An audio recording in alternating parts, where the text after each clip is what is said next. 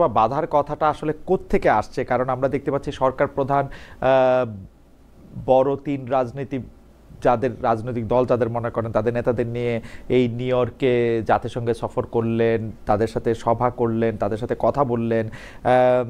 কিন্তু আমরা আজও আপনাদের একজন সিনিয়র নেতা এবং ঐক্যমত্য কমিশনের বিএনপির যিনি প্রতিনিধিত্ব করেছেন জনাব সালাউদ্দিন আহমেদ দেরকে বলতে শুনলাম নির্বাচনের ষড়যন্ত্র বাধার কথা বলছেন।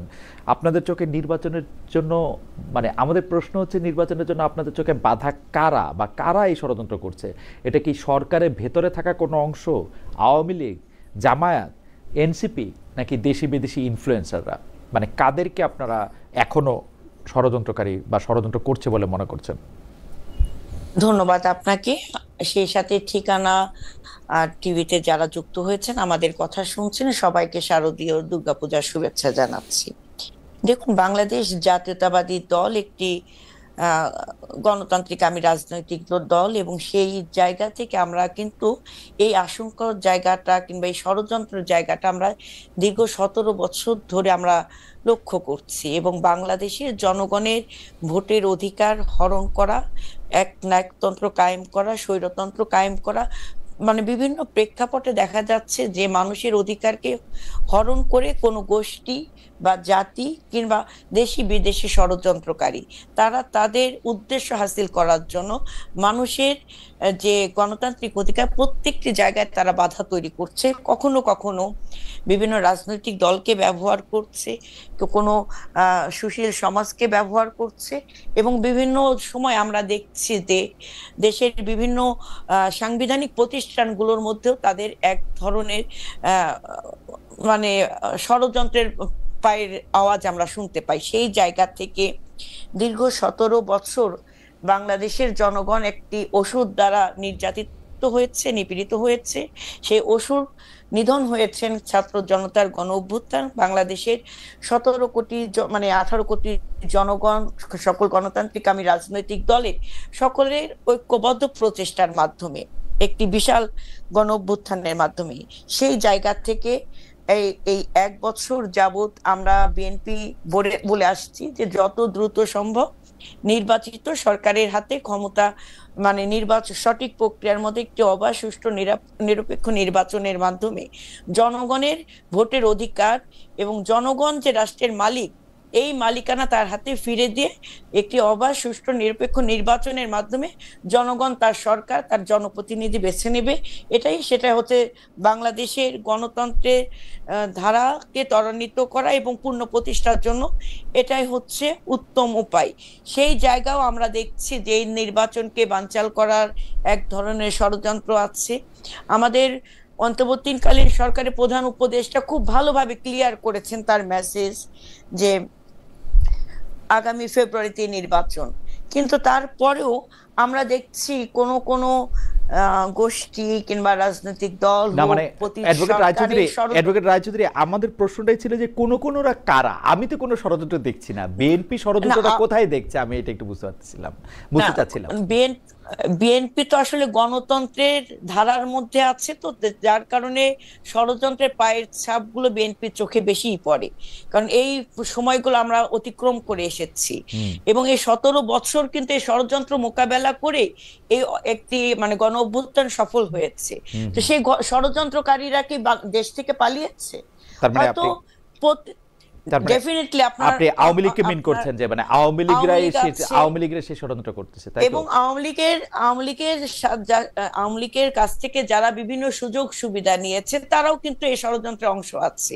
এবং আপনি দেখেন যে সরকার পালিয়ে গিয়েছে, তার দোসররা হুম। যেভাবে বিভিন্ন স্তরকে, আপনার সাংবিধানিক প্রতিষ্ঠানগুলোকে আপনি অনেক ভালোভাবে জানবেন যে একদম দলীয়করণ করে ফেলেছে সেই জায়গা থেকে। এবং আবার আমরা দেখছি কিছু কিছু রাজনৈতিক দল কিংবা এই অন্তর্বর্তীকালীন সরকারের প্রধান উপদেষ্টা বলছেন তিনি নির্বাচন চান এবং নির্বাচন দিবেন, হুম। কিন্তু আবার কিছু কিছু উপদেষ্টার মানে কথা শুনে আমরাও কিন্তু একটু মাঝে মাঝে সন্দেহান হয়ে পড়ি যে তারা ভিন্ন মত পোষণ করেন। কিন্তু তারপরেও দেশের বৃহৎ স্বার্থে, জনগণের স্বার্থে আমরা বিশ্বাস করি ফেব্রুয়ারিতেই নির্বাচন হবে, এবং সেই নির্বাচনে বাংলাদেশের সকল গণতান্ত্রিক আমি রাজনৈতিক দল অংশগ্রহণ করবে, এবং আমরা একটি মানে গণতন্ত্রের ধারাতে আমরা আবার আমি আমি পুনরায় আমি অ্যাডভোকেট রায়চৌধুরী, আমার প্রশ্ন ছিল হচ্ছে যে আপনারা ষড়যন্ত্রের কথা বলছেন, এই ষড়যন্ত্র কারা করছে বলে আপনি মনে করছেন? আপনি মনে করছেন যে পতিত যে দলটি দেশ থেকে চলে গিয়েছে তাদের লোকজন এখানে রয়েছে, তারা কিছু ষড়যন্ত্র করছে, এবং কিছু সংখ্যক উপদেষ্টাদের কথাও এরকম মনে হচ্ছে তারা না যেন না না কিছু। না সেটা না,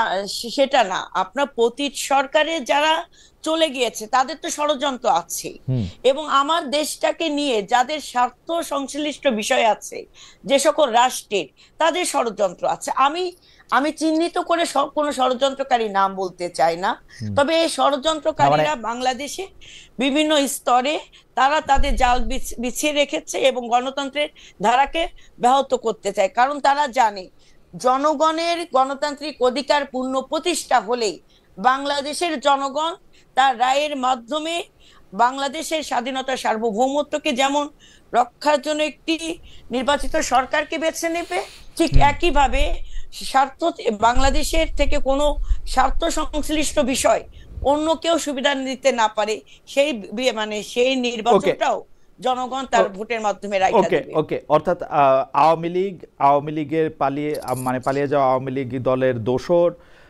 সরকারের মধ্যে থাকা কিছু উপদেষ্টা, প্লাস পার্শ্ববর্তী দেশ ভারতের মানে নির্বাচনের বিরুদ্ধে ষড়যন্ত্র করার জন্য আমরা এই তিনটা এলিমেন্ট কি পাইলাম?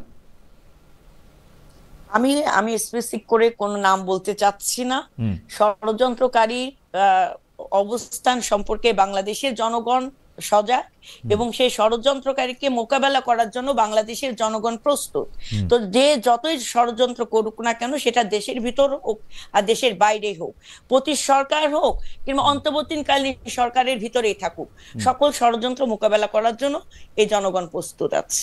ওকে, ঠিক আছে, তাহলে কি আমরা এরকম ধরে নিতে পারি, আপনি যেহেতু স্পেসিফিক করতে চাচ্ছেন, আমরা কি এরকম ধরে নিতে পারি যে বিএনপি জানে যে একটা ষড়যন্ত্র হচ্ছে, কিন্তু কারাই ষড়যন্ত্র করছে সেইটা ঠিক জানে না, মানে ব্যাপারটা কি এরকম?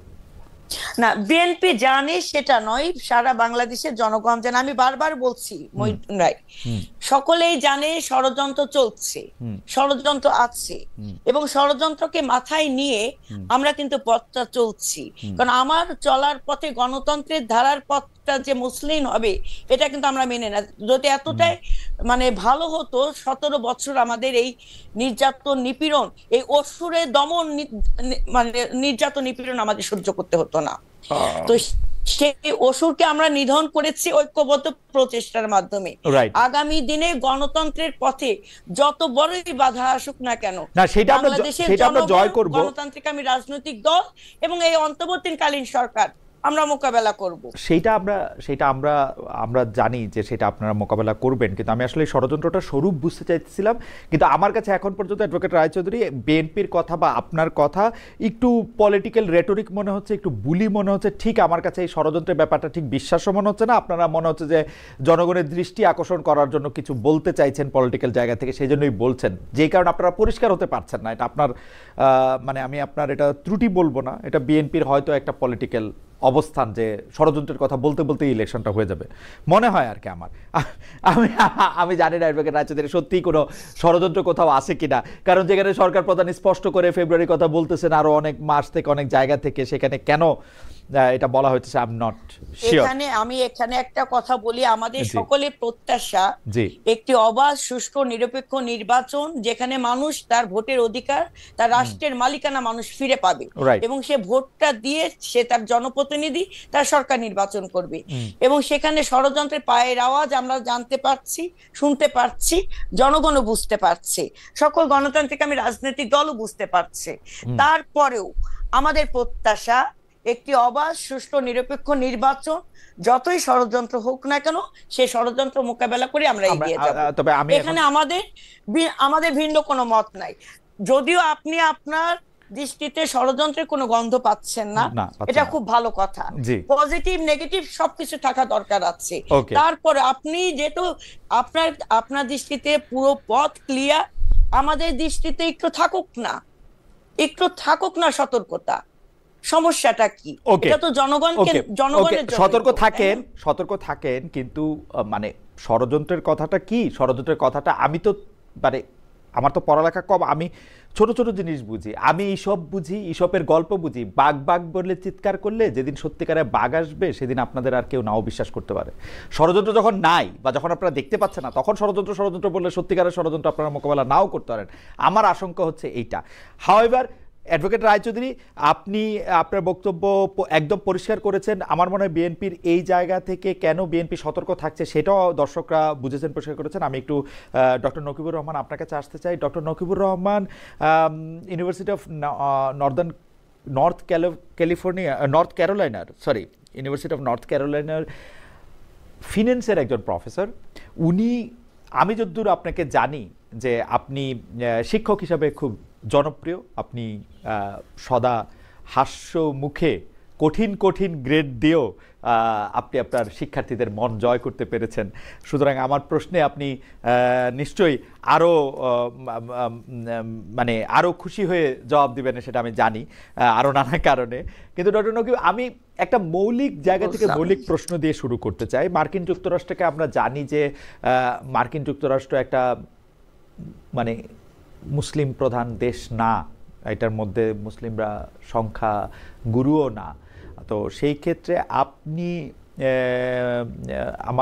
আমার যতদূর জানি যে মুসলিম উম্মা নর্দার্ন আমেরিকা, যেটা খোদ আমেরিকার মধ্যেই একটা অনেক বড় প্রতিষ্ঠান, সেই প্রতিষ্ঠানের সঙ্গে আছেন, মানে আমি নেতৃত্বের জায়গায় যদি আমি নাও বলি, সঙ্গে আছেন আপনি অনেক দিন ধরে, প্রতিষ্ঠাকালীন সময় থেকে প্রায়।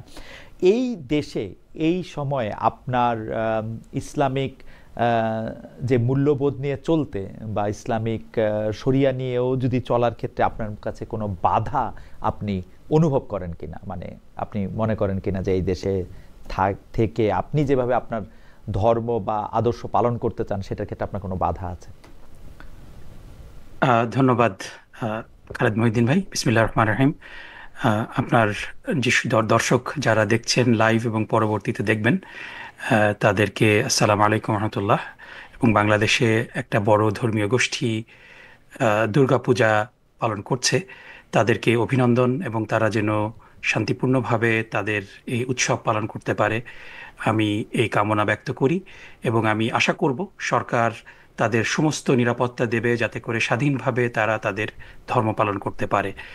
আমি নিপুণ আপাকে খুবই শ্রদ্ধা করি।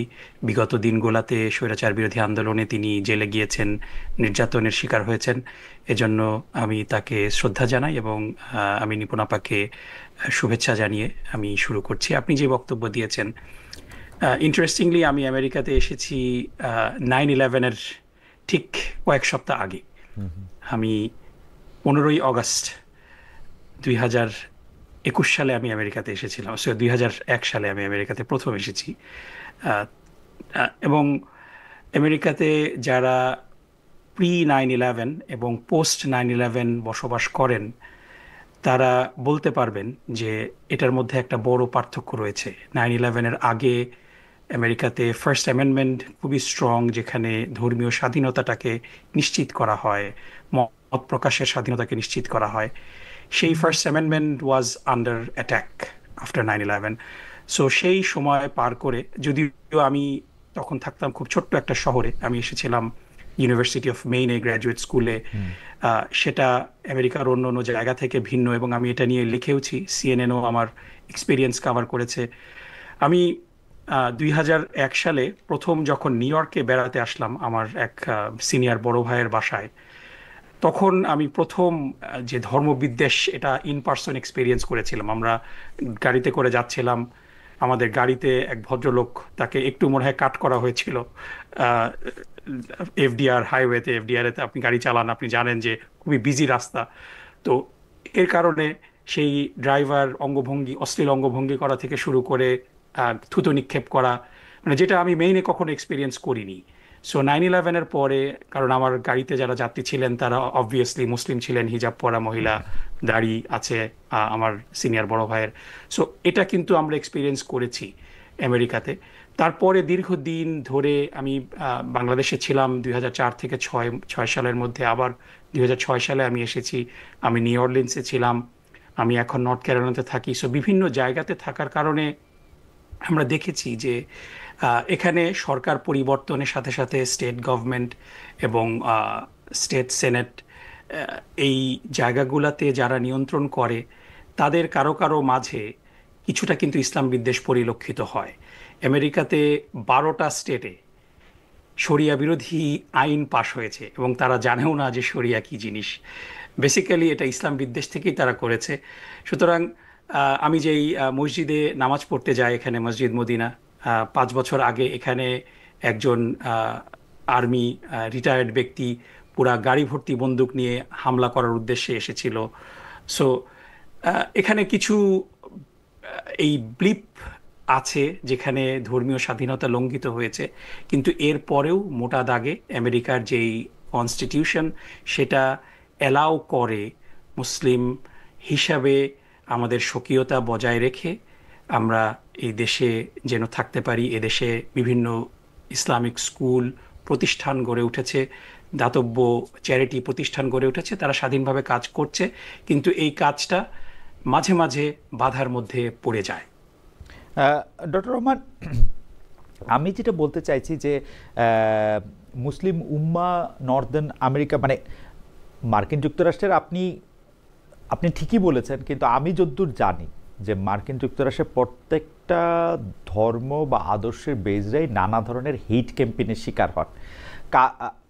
কালোরা এক ধরনের হেইট ক্যাম্পেইনের শিকার হন, খুব কট্টর জুরা এক ধরনের হেইট ক্যাম্পেইনের শিকার হন, খুব কট্টর মরমনরা বা ক্যাথলিকরা, এমনকি প্রোটেস্ট্যান্টরা যারা এখানে লিডিং ফোর্স, তারাও এক ধরনের হেইট ক্যাম্পেইনের শিকার হন। এইখানে যারা কোনো ধর্ম বিশ্বাস করে না তারাও একটা হেইট ক্যাম্পেইনের শিকার হন কোনো সময়। মানে কিন্তু আপনি যেটা শেষ কথা বললেন সেটা হচ্ছে যে আমেরিকান কনস্টিটিউশন আসলে প্রোটেক্ট করে সবাইকে, মানে কম আর বেশি এক এক সময় এক একটা এটা আসে, কিন্তু সবাইকে এটা প্রোটেক্ট করে। আপনিও সেটা মনে করেন কিনা? কারণ আমরা দেখতেছি যে গত 3-4-5 বছরে, যদিও এটা একটা পোস্ট 9/11 টাইম, কিন্তু গত 3-4-5 বছরে মুসলিম উম্মা নর্দার্ন আমেরিকা কিন্তু অনেক অনেক জায়গায় পৌঁছাইতেছে। অনেক জায়গায় আমি তার বই দেখি, লিফলেট দেখি, প্রচার দেখি, তারপরে হচ্ছে মানুষ তো দেখি, মানে আমরাই তো অনেক মানুষ। কিন্তু সেইটার ক্ষেত্রে আপনার কেন মনে হয় কি না যে আসলে এরকম একটা কনস্টিটিউশন দিয়েও আসলে ইসলাম ধর্মের মূল আদর্শগুলি পালন করা সম্ভব এরকম একটা দেশে থাকে? মানে এইটা আপনার মনে হয়? না, ডেফিনেটলি এখানে যেহেতু first amendment is enshrined in the constitution, so এই ফার্স্ট অ্যামেন্ডমেন্টটাকে লিমিট করার বিভিন্ন বন্দোবস্ত হচ্ছে, এবং স্পেশালি প্যালেস্টিনি অধিকার আন্দোলনগুলোকে শ্রিঙ্ক করার বিভিন্ন ক্যাম্পাসে যেই চেষ্টা সেটা আমরা দেখছি। সো এই জায়গাগুলোতে কিছু ক্র্যাকডাউন হয়, ক্র্যাকডাউন হচ্ছে। So at the end of the day আমেরিকাতে এই ফার্স্ট অ্যামেন্ডমেন্ট থাকার কারণেই কিন্তু আমরা কিন্তু আমেরিকাতে আছি, এটা আমাদের ইচ্ছায়, তাই না? সো এই রিলিজিয়াস ফ্রিডম এবং ফার্স্ট অ্যামেন্ডমেন্টটা যদি আমেরিকাতে না থাকতো, পৃথিবীটা তো অনেক বড়, আমরা পৃথিবীর অন্য জায়গায় হয়তো থাকতাম। আমরা বাংলাদেশে গত 19 বছর ধরে নির্যাতিত হয়ে বাংলাদেশ ত্যাগ করতে বাধ্য হয়েছি, এবং এখানে আমরা আমেরিকাতে, আমি ব্যক্তিগতভাবে পড়াশোনার জন্য এসেছি এবং পড়াশোনা শেষ করে বাংলাদেশে ফিরে যাওয়াটাই আমার ইচ্ছা ছিল, কিন্তু স্বৈরাচারের দমন নিপীড়নের কারণে আমাদের বাংলাদেশে যাওয়ার ক্ষেত্রে প্রচণ্ড বাধা সৃষ্টি করার কারণে একান্ত বাধ্য হয়েই এখানে আমরা থাকতে বাধ্য হয়েছি।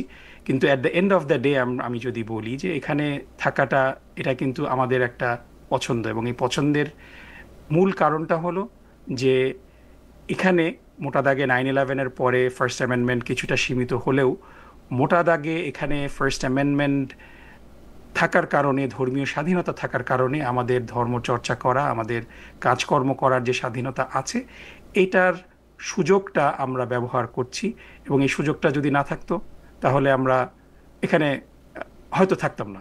ওকে, ডক্টর নকিবুর রহমান, আমি এই ক্ষেত্রে একটা প্রশ্ন করতে চাই। গতকাল একজন জামায়াত নেতার একটা বক্তব্য নিয়ে খুব আলোচনা হচ্ছে, সেখানে তিনি জামায়াত ক্ষমতায় গেলে নারীদের সংস্কৃতি চর্চা কেমন হতে পারে তা বলেছেন, জোর দিয়ে বলেছেন জামায়াত ক্ষমতায় গেলে বিদ্যমান আইন কালে কালে বাদ হয়ে যাবে, শরিয়া আইন কায়েম হবে, সেক্ষেত্রে জুলাই সনদ, সংবিধান বাতিল সংশোধন, পিয়ার প্রতিটি বহাল, এগুলিও অপ্রাসঙ্গিক হয়ে যেতে পারে। এগুলির দাবি বাদ দিয়ে জামায়াতের দাবি আন্দোলন, নির্বাচনী ইশতেহার, শরিয়া আইন করা হবে। এইটা অনেকেই বলছেন যে সরাসরি কি জামায়াতে ইসলামী এইটা বলবে বা এইটাই চাচ্ছে।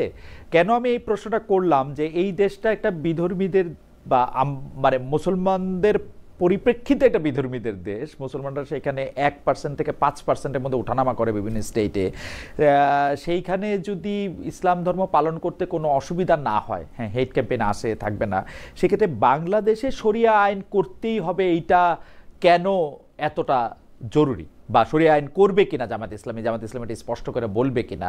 জামায়াতের এই নেতা, উনি জামায়াতে ইসলামীর শ্রমিক কল্যাণ ফেডারেশনের কেন্দ্রীয় সহসভাপতি জনাব কবির আহমেদ। আপনি যদি এইটা একটু বলেন যে মানে। জি, আমি ব্যক্তিগতভাবে কে কি বললো এটার পরিপ্রেক্ষিতে মন্তব্য করাটা পছন্দ করি না। তারপরে আমি মোটা দাগে যদি এটার একটা জেনারেল উত্তর আপনি আমার কাছ থেকে চান, মানে এটা let's have a conversation. So আমি আপনাকে যদি আপনি আমাকে প্রশ্ন করবেন, আমি উত্তর দিব। তারপরও for the sake of conversation যদি আমি আপনাকে সিম্পলি একটু জিজ্ঞেস করি যে শরিয়া আইন আসলে কি, মানে আপনি শরিয়া আইন বলতে মোটা দাগে আপনি কি বোঝেন, যদি আমাকে একটু বলেন, আমার উত্তর দিতে সহজ হবে। আচ্ছা, জি ডক্টর নকিবুর রহমান, আমিও একটু মোটা দাগে বলি। শরিয়া নিয়ে আমারও একটু পড়াশোনা কম বেশি আছে, কিন্তু ব্যাপারটা হইতেছে কি, শরিয়া যদি আপনি মনে করেন যে আপনি ডিরেক্টিভসটা সরাসরি আপনি কোরআন থেকে নেবেন, তাইলে সেইটার ক্ষেত্রে হচ্ছে আপনার আমার দুজনের জন্যই সহজ, কারণ কোরআন প্রতি বছর বছর পাল্টায় যায় না, বা কোরআন কোনো একটা মানে এরকম এডিশন হয় না। তো সুতরাং এইটার ক্ষেত্রে থেকে আমি যদি ডিরেক্টিভসটা নেই, সেটা হচ্ছে একটা সহজ। কিন্তু সেইটা তো আসলে ডিরেক্টিভসটা আমরা দেখতে পাচ্ছি যে নানা সময় নানা স্কলার, এটা আজ থেকে না, সেটা আমরা দেখছি যে আসলে মানে খোলাফায়ে রাশিদিনের পর থেকে আরও 50 বছর পর থেকে এটি প্রতি বছর বা প্রতি সময়ে অনেকটা সময় ধরেই এইটার মধ্যে থেকে নানা ধরনের শরিয়া বলা হয়েছে। আমি যদি বর্তমানে আসি যদি আমি এখন সহজ করে দর্শকদের উদ্দেশ্যে যদি বলি, পৃথিবীর বিভিন্ন দেশে যেসব দেশে শরিয়া আইন বলবৎ আছে, সেই সব দেশের শরিয়াও সব একরকম না। মানে মক্কায় প্রচলিত শরিয়া আইন ইরানে প্রচলিত শরিয়া আইনের থেকে আলাদা। আবার আমি যদি সংযুক্ত আরব আমিরাতের উদাহরণ দিই, তাহলে এটা আরও ভালো উদাহরণ দেওয়া যেতে পারে। আরব আমিরাতের মধ্যে 7টা এমিরেটস আছে, 7টা এমিরেটের মধ্যে 7 রকম শরিয়া আইন আছে। মানে দুবাইয়ের আইন কিন্তু শারজার জন্য প্রযোজ্য না, শারজা আবার ফুজেরা, আজমান এবং রাস আল খাইমার আইন আবার আলাদা, আবুধাবির আইন আবার একটু আলাদা। সুতরাং শরিয়া নিয়ে যদি আপনি আমাকে বলতে বলেন, আমি আপনাকে মানে এটা নিয়ে আপনার সাথে আমার আলাদা কথা হইতে পারে, কিন্তু আপনারা আসলে জামায়াতে ইসলামের পক্ষ থেকে জামায়াতে ইসলাম শরিয়া আইন চায় কিনা, যে শরিয়া আইনের মধ্যে থেকে এতদূর পর্যন্ত এক্সটেন্ড করতে পারে যে ছেলেরা মেয়েরা একসাথে বসে শিক্ষা গ্রহণ পর্যন্ত করতে পারবে না, আবার এইটা এতদূর পর্যন্ত থাকতে পারে যে সবই করতে পারবে, সব জায়গায় হইতে পারবে, আবার এটা এরকমও হইতে পারে যে মেয়েরা মেয়েদের জন্য নাচবে, ছেলেরা ছেলেদের জন্য গান গাবে, নিপুণ আমাদের অনুষ্ঠানে আসবে না, এখানে যদি একটা মেয়ে থাকতো তার অনুষ্ঠানে নিপুণ আসবে। So it's vast. Fair enough. আমি যদি এখানে একটু শুরু করি, যে আমি কি পরীক্ষা পাস করছি ডক্টর রহমান? না, আপনি পাস করছেন, এবং ফেয়ার এনাফ। আপনি you took a different tangent. আমি ওটা যেতে চাইনি। আমার যেটা উদ্দেশ্যটা ছিল সেটা হলো যে এগেন আমি আপনার অনুমতি নিয়েই দর্শকদের সাথে শেয়ার করি যে আপনি আমাদের ব্যাচের দুলাভাই, সুতরাং আপনি বিবাহিত। আমি আশা করি যে আপনার, এবং আমি জানি যে আপনার যেই বিবাহ হয়েছে, এই বিবাহটা শরীয়ত মেনেই, শরিয়া আইন অনুযায়ী তো হয়েছে, তাই না? আপনি একটা কাবিননামা করেছেন, আপনি একটা দেনমোহর ধার্য করেছিলেন, এবং এই পুরা জিনিসটাই, আপনার পুরা বিবাহর প্রসেসটাই কিন্তু শরিয়া আইন মোতাবেক হয়েছে, তাই না? এর ব্যাপারে আমি তো বাংলাদেশের শরিয়ার বাইরে কিছুই দেখি না। আমি বাংলাদেশে একটা আইনও দেখি না যেটা শরিয়া বিরোধী। সরি, আমি সত্যি না, ওইটা আমি গেটিং देयर।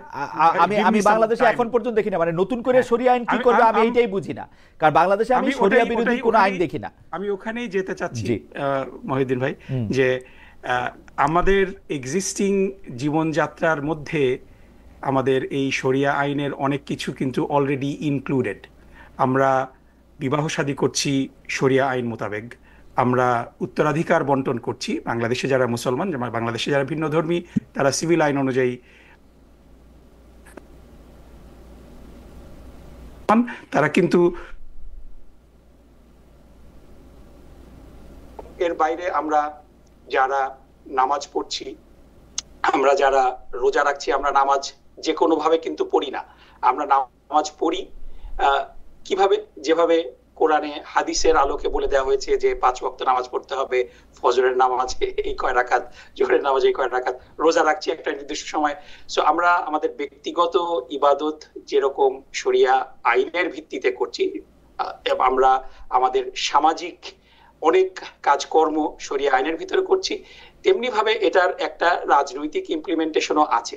কিন্তু শরিয়া শব্দটাকে যেভাবে ডেমোনাইজ করা হয়, এটার একটা এক্সাম্পল আমি শুরুতেই আপনাদেরকে বললাম যে ইভেন আমেরিকার মতো দেশ যেখানে ধর্মীয় স্বাধীনতা নিশ্চিত আছে, সেখানে তারা জানেই না শরিয়া আইন কি জিনিস, এন্টি শরিয়া বিল পাস করে রেখেছে 12টা স্টেটে, including the state that I live in, north Carolina, Kansas, আরকানসা, Arizona সহ গোলাতে। সুতরাং এই শরিয়া শব্দটাকে ব্যবহার করে মূলত এটাকে মানে আপনি যদি শরিয়া নিয়ে গুগল করেন, ইভেন সাউদার্ন পভার্টি ল সেন্টার রেটরিকটাকে ইসলামোফোবিক একটা রেটরিক বলেছে। ডক্টর রহমান, শরিয়া নিয়ে আমার গুগল করার দরকার নাই, আমি শরিয়া নিয়ে আসলে আমি বলছি, আমি জেনারেলি বলছি যে এই প্রশ্নটা সামনে আনার যে মূল উদ্দেশ্যটা সেটা হলো যে ইসলামকে ডেমোনাইজ করা, ইসলামের আইন কানুন যে একেবারে প্রাচীন এই যুগের সাথে এটা খাপ খায় না। ডক্টর রহমান, আপনি হচ্ছেন ওয়েস্টার্ন একটা ইউনিভার্সিটিতে আপনি পড়ান, আপনি হচ্ছে মানে ওয়েস্টার্ন সিভিলাইজেশন বা ওয়েস্টার্ন সিভিলাইজেশনের যে লক্ষণগুলি সেটা আমার চেয়ে অনেক ভালো দেখেন। আমি কিন্তু নিউ ইয়র্কে থাকলেও আসলে বাংলাদেশে থাকি, কারণ আমার কাজকর্ম বাংলাদেশের ঘটনা নিয়ে। আমার কিন্তু এই যে শরিয়ার সংজ্ঞা আপনি আমাদের যেরকম জানতে চাইলেন, ইতিহাস বা গুগল, এগুলি আমার দরকার নাই। আমি ইসলামকে ডেমোনাইজ করা, শরিয়াকে ডেমোনাইজ করাও আমার উদ্দেশ্যও না, আমার লক্ষ্যও না, বা আমার কিছু যে আসে না। যেমন আমি পার্সোনালি দেখি বাংলাদেশে শরিয়া বিরোধী কোনো আইন নাই। অনেকে আমাকে বলে থাকে যে ভাই বাংলাদেশে তো ইন্টারেস্ট খাওয়া যায়। আমি বলছি যে বাংলাদেশ ইন্টারেস্ট খাওয়াটা যে বাধ্য না, সেটা হচ্ছে শরিয়া বিরোধী আইন না। আমি ইচ্ছা করলে, আমি বহু লোককে চিনি যারা ব্যাংকের মধ্যে একটা চিঠি দেয় যে ভাই আমি ইন্টারেস্ট নিব না, এবং তার এটা ওইভাবে গৃহীত হয়। বাংলাদেশে যে মদ খাওয়া নিয়ে আইন হয়েছে, আমাদের এক ভাই আমাকে দৃষ্টি আকর্ষণ করছে, মদ খাওয়া নিয়ে একটা আইন হয়েছে সংসদে। মদ খাওয়া নিয়ে কি আইন হয়েছে এটা আবার একটু পড়েন ভাই, কষ্ট করে, পড়ালেখার তো কোনো বিকল্প নাই, তাই না? তো আবার একটু পড়েন, পড়লে এটা একটু বুঝতে পারবেন, এবং মদ কাকে বলে এইটাও আপনি একটু বুঝতে পারবেন, একটু পড়েন, পড়লে তো ভালো। এখন ঘটনা হইতেছে যে যেই বিষয়গুলি সামনে আসছে আমরা ওইটারে আলাদা করে ওইটা নিয়ে যদি আমরা কথা বলি, যে আপনারা কি স্পষ্ট করে বলবেন যে ছেলে মেয়েরা কি ঢাকা ইউনিভার্সিটিতে বা অন্য ইউনিভার্সিটিগুলিতে একসাথে পড়াশোনা করতে পারবে, নাকি আলাদা আলাদা পড়াশোনা করবে? আমার কোনোটাতে কোনো অসুবিধা নাই, মানে মানুষ যদি ভোট দেয় কোনোটাতে কোনো, কিন্তু আপনারা পরিষ্কার করতেছেন কিনা অবস্থানটা? না, অবশ্যই আমাদের অবস্থান খুবই পরিষ্কার খালেদ মহিউদ্দিন ভাই, আমাদের অবস্থান খুবই পরিষ্কার যে আমরা, দেখেন আপনার একটা উইশ লিস্ট থাকে জীবনে, যে আপনি 20টা জিনিস করতে চান, কিন্তু 20টা জিনিস তো আপনি একবারে করতে পারবেন না, তাই না? এবং জামাত ইসলামী তার যে কোর প্রিন্সিপাল আমরা যদি দেখি, যে জামাতের উদ্দেশ্য লক্ষ্য আমরা যদি পড়ি জামাতের গঠনতন্ত্র অনুযায়ী, এটা কিন্তু ক্ষমতায় যাওয়া না, 1 2 3 4 করে 5 এরকম করে কাজ না। জামাতের আমরা যারা জামাত ইসলামী করি এটার আমাদের একটাই লক্ষ্য এবং উদ্দেশ্য, সেটা হলো যে আমরা বাংলাদেশের সামাজিক অর্থনৈতিক একটা পরিবর্তন আনার চেষ্টা করতে চাই, এবং এই চেষ্টা করার মাধ্যমে আমরা আল্লাহর সন্তুষ্টি অর্জন করতে চাই। এটা হলো আমাদের লক্ষ্য এবং উদ্দেশ্য। সুতরাং আমাদের পার্মানেন্ট কিছু লক্ষ্য উদ্দেশ্য আছে, কিন্তু আমরা সবকিছু একসাথে অর্জন করতে পারবো না। এটার জন্যই কিন্তু আমরা আলাদা করে নির্বাচনী ম্যানিফেস্টো দিই। আমি 20টা জিনিস চেতে পারি, কিন্তু এই 20টা জিনিস যে আমি চাচ্ছি তার সাথে আমাকে যারা ভালোবাসে, আমাকে পছন্দ করে কিন্তু আমার দল করে না, তারা আমার 20টা জিনিসের মধ্যে 15টা জিনিসের সাথে একমত, তখন আমি আমার ম্যানিফেস্টোতে এই 15টা জিনিসকেই অগ্রাধিকার দিব। এই 5টা জিনিসকে আমি বর্তমানে একটু I will slow down on that. তারপরে আমি আরো যখন আমার হরাইজনটা এক্সপ্যান্ড করব, আমার কোয়ালিশনটা এক্সপ্যান্ড করব, এই কোয়ালিশনের যারা শরিক তারা যদি এই 15টার মধ্যে 10টা বিষয় একমত হয়, বাকি 5টা বিষয় নিয়ে তারা শিওর না, তখন কিন্তু আমাদের এজেন্ডা হয়ে যাবে 10টা। এজন্যই কিন্তু প্রত্যেকটা নির্বাচনের জন্য আলাদা করে ম্যানিফেস্টো আসে, এবং আমরা আমাদের ম্যানিফেস্টো নিয়ে কাজ করছি। এবং আমাদের ম্যানিফেস্টোতে, মেক নো মিস্টেক, আমাদের যেই কর্মসূচি it is derived from our belief. আমরা এমন কোনো কাজ করি না যেটা কোরআন এবং সুন্নাহর পরিপন্থী। এবং আপনি যেটা বললেন যে বাংলাদেশে এখন বিদ্যমান আইনের অধিকাংশ আইনই আমি একেবারে 100% বলবো না, বাট একেবারে 99% আইনি শরিয়া সম্মত, এবং আরো কিছু আইন যুক্ত তো করা যাওয়ার পসিবিলিটি আছে, কিন্তু সব তো আমরা একসাথে ইনক্লুড করতে পারবো না। বিকজ আমার মনে হয় ডক্টর রহমান, আপনার বক্তব্য পরিষ্কার, তবে আমি এটা আসলে একাডেমিক ইন্টারেস্টে আপনি বুঝতে চাই যে বাংলাদেশে আপনি অধিকাংশ আইন আপনি কোরআন সুন্নাহ সাথে সামঞ্জস্যপূর্ণ আপনি বলছেন, কোরআন সুন্নাহর বিরোধী আইন, মানে আমি ব্যাংকিং এবং ফিনান্স সেক্টরের মধ্যে ইন্টারেস্ট পার্টটুকু ছাড়া, কারণ ইন্টারেস্ট পার্টের ব্যাপারে আসলে ইসলামী স্কলাররা বিস্তারিত আলোচনা করেছেন। আপনি যেহেতু ফিনান্সের প্রফেসর, আপনি এটা অনেক জানেন, আমিও এটা আসলে দেখতে চাইছিলাম যে এটা আসলে ইসলাম ব্যাপারটাকে নিয়ে আসলে কি বলে। তো আমিও কিছু, তো আপনি নিশ্চয়ই এরপরে আমার সাথে যখন আপনার সঙ্গে যখন কথা করার সুযোগ হবে, আপনি আমার একটু বলেন যে মানে বাংলাদেশের স্পেসিফিক কোন আইনগুলি কোরআন সুন্নাহ বিরোধী বলে আপনার। আমি একটা সিম্পল এক্সাম্পল দিই, যেটা আমাদের সবচেয়ে বড় নির্বাচনী এজেন্ডা, এবং বাংলাদেশের মানুষ যে কারণে এখন জামাত ইসলামীর প্রতি কিছুটা আস্তে আস্তে আস্থাশীল হয়ে উঠছে, যে বাংলাদেশের মোটা দাগে সবচেয়ে বড় সমস্যা, আপনি যদি যে কোনো লোককে আপনি পোল করেন, বাংলাদেশের সবচেয়ে বড় সমস্যা হলো দুর্নীতি। দুর্নীতিতে আমরা বিশ্ব চ্যাম্পিয়ন হয়েছি কয়েকবার পরপর। এই দুর্নীতিকে রোধ করার কথা সবাই বলে, কিন্তু কথা বলা সহজ, কিন্তু কাজে প্রমাণ দেওয়াটা খুব কঠিন। এখানে আমার আব্বা যখন মন্ত্রী ছিলেন, মুজাহিদ সাহেব যখন মন্ত্রী ছিলেন রহমাহুল্লাহ, তারা তাদের মন্ত্রণালয়ের দায়িত্ব পালনকালীন সময়ে, ইউ ক্যান আস্ক এনিওয়ান, তারা কিন্তু বলবে বাংলাদেশে অনেক মন্ত্রীরাই সততার সাথে মন্ত্রিত্ব করেছেন, কিন্তু এটারও একটা স্ট্যান্ডার্ড আছে, they went above and beyond. তাদের মন্ত্রণালয়ে দলীয় কোনো কর্মী সমর্থকদেরকে তারা ভিড়তে দিতেন না, তাদের কারণে তাদের মন্ত্রণালয়গুলা একেবারে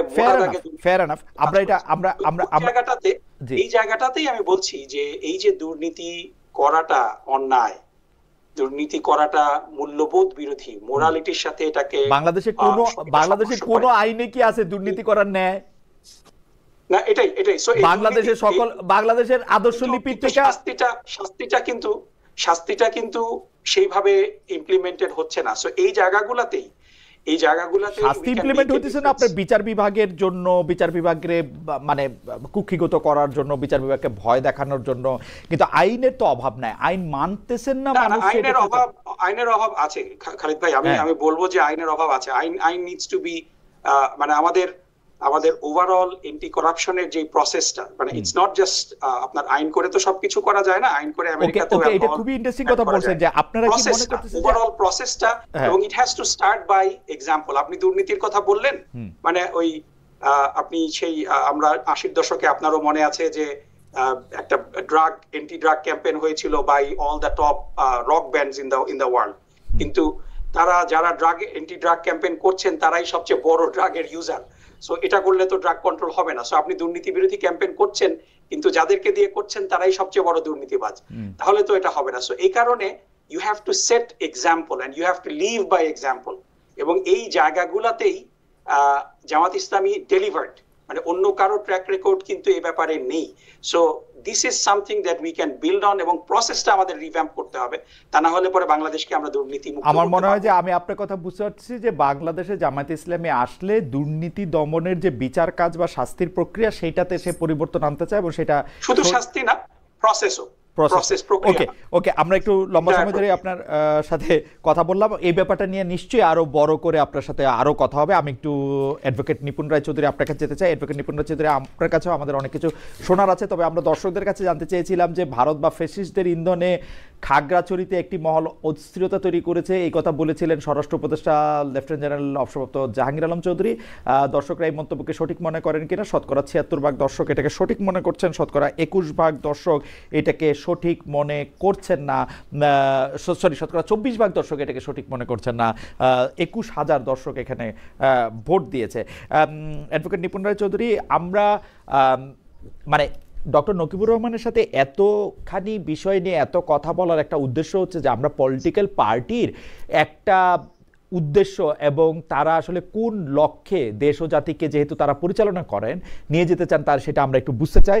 আমরা সেই ব্যাপারটা ডক্টর রহমান অনেক সুন্দর করে বলেছেন। আমরা আপনার কাছেও আসলে বুঝতে চাই যে বিএনপির, যেটাকে আমরা বিএনপির রাজনৈতিক লক্ষণ বলছি, যে লন্ডন বৈঠকের পর মানে ডক্টর ইউনূসের নির্বাচনের তারিখ ঘোষণা পছন্দ করেনি এনসিপি জামায়াত, বলা হয়েছিল যে এই ঘোষণাটা লন্ডনে দেওয়ার কি দরকার ছিল, এটা ঢাকায় এসে দেয়া যেত, বা একটা পার্টির সাথে কথা বলে কি দেয়া যেত। এরপর থেকে তারা ক্রমাগত অভিযোগ করে যাচ্ছে যে সরকার বিএনপির দিকে ঝুঁকে গেছে। এই অভিযোগটাকে আমি কিছুটা সত্য বলেও মনে করি। আমার কাছে মনে হয় যে বিএনপির দিকে ঝুঁকে গেছে শুধু না, ডক্টর ইউনূস এখন পুরোপুরি বিএনপির পকেটে ঢুকে গেছেন। এটা হচ্ছে আমার অ্যানেকডোট আর কি, প্রশ্নটা একটু সফট করে করা। অনেক আগে থেকে এই অভিযোগও আছে যে নির্বাচন কমিশন গঠিত হয়েছে বিএনপি পন্থীদের দিয়ে। অনেকটা বিএনপি সুরে সরকার মুখপাত্ররা বলছেন যে পৃথিবীর কোনো শক্তি ফেব্রুয়ারি জাতীয় নির্বাচন ঠেকাতে পারবে না।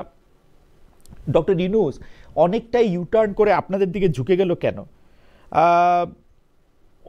মানে সরকার প্রধান ইউনূসের মধ্যে বিএনপির বড় নেতা মানে মির্জা ফখরুল ইসলাম আলমগীর সাহেব এখন জিয়াউর রহমান সাহেবের ছায়াও দেখছেন। মানে যদি তাই হয় তাহলে তো ডক্টর ইউনূসই আসলে 5, 10, 50 বছর ক্ষমতায় থেকে যেতে পারেন। আপনারা নতুন করে আর নির্বাচন কেন, মানে আপনারা যদি জিয়াউর রহমান সাহেবের মধ্যে না, সরি, ডক্টর ইউনূস সাহেবের মধ্যে আপনারা জিয়াউর রহমান সাহেবের ছায়া দেখেন, তাহলে তো আর আপনাদের আর অসুবিধা কি? আপনাদের চিন্তা দর্শন তো ডক্টর ইউনূসই বাস্তবায়ন করতেছেন বা করবেন, তাই না? ধন্যবাদ খালিদ ভাই। আমি আমার বক্তব্যটা আমি ক্লিয়ার করি। আমাদের সংগ্রামী মহাসচিব সাহেব যে বক্তব্য দিয়েছেন, তিনি তার ব্যক্তিগত বক্তব্য দিয়েছেন এবং তার জায়গা থেকে তিনি তার মতামত পোষণ করেছেন, কিন্তু বাংলাদেশ